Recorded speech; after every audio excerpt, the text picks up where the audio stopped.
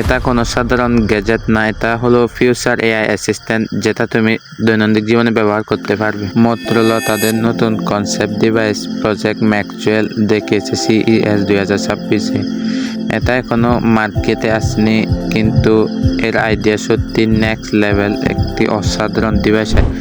এতে কোনো স্ক্রিন নেই, সব কিছু কন্ট্রোল হবে শুধু ভয়েস আর এআই দিয়ে। ভিতরে আছে ক্যামেরা, মাইক্রোফোন আর স্পিকার, মানে এটা সবসময় তোমার সাথে কানেক্টেড থাকবে। ডিভাইসটা দেখতে ব্যবহার করতে পারবে অনেকটা নেকলেসের মতো করে গলায় পরে।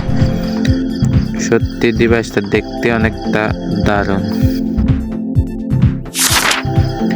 এর সবচেয়ে পাওয়ারফুল ফিচার হলো এটা তুমি যা দেখছো সেটা বুঝতে পারে। ধরো তুমি বাইরে হাঁটছো, এটা এনভায়রনমেন্ট অ্যানালাইজ করে তোমাকে ইনফো দিতে পারবে।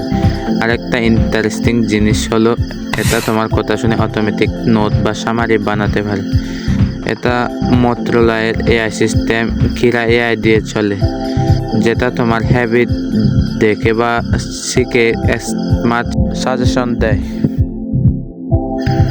বাস্তবে এটা ব্যবহার করলে মনে হবে তোমার পাশে একজন অদৃশ্য অ্যাসিস্ট্যান্ট আছে, যেটা তোমার সব সময় রেডি তোমাকে হেল্প করার জন্য। তুমি কথা বললে এটা বুঝবে, অ্যানালাইজ করবে আর ইনস্ট্যান্ট রেসপন্স দিবে।